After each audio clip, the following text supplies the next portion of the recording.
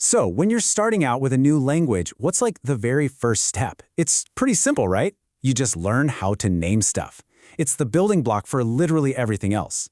So today, we're going to dive right in and really nail that foundation in Polish. And in Polish, this whole art of naming has a special name. It's called Mianownik. Now, that might sound a little technical. It's the nominative case. But don't worry about that. All you need to know is that this is your ground zero.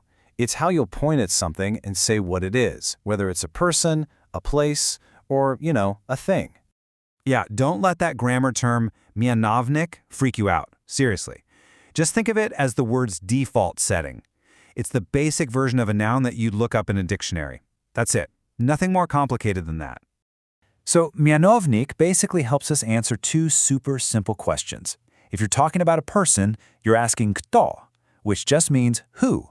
And if you're talking about an object or an animal, you ask co, which means what. That's the heart of it, really. Who or what? Easy.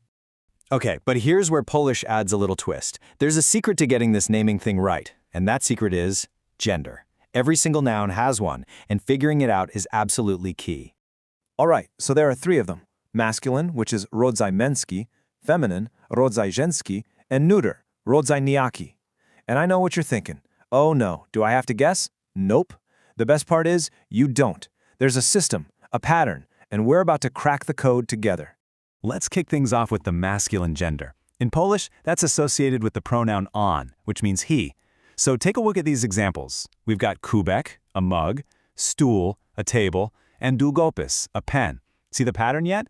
Look at the last letter of each word. They all end with a consonant.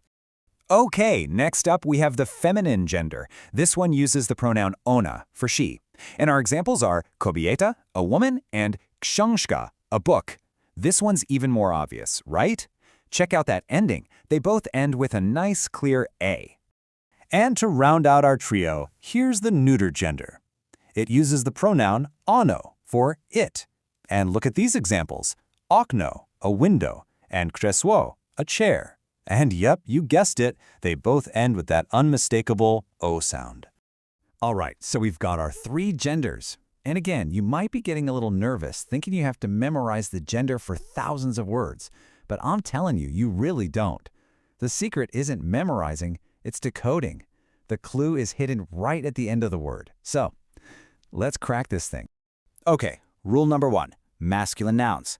The vast majority of them are going to end in a consonant. Think kubek or stool.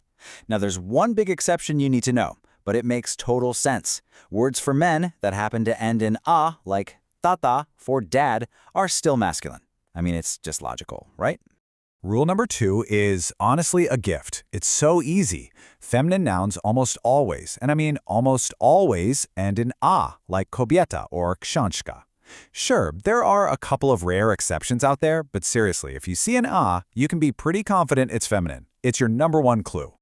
And last but not least, rule number 3 is for our neuter nouns. For these, you're on the lookout for a few specific endings. You're looking for o, like in okno, I, like in imię, or even like in centrum. If you spot one of those endings, ding, ding, ding, you've found yourself a neuter noun. Okay, screenshot this, save it, whatever you gotta do. This right here is your ultimate cheat sheet. It puts everything in one place. Masculine, in blue, usually a consonant. Feminine, in red, usually that a ending. And neuter, in green, with those special endings we just went over. This is it. This is your key to the whole system.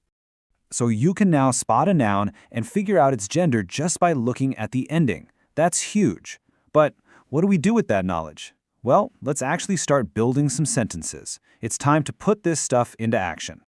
All right, get ready for probably the most useful phrase you're going to learn today. It's to jest. All that means is this is. That's it. You can literally point at anything and use it. To jest samochód. This is a car. See? You're already speaking Polish. Okay, so you can make a statement. But what if you want to ask a question?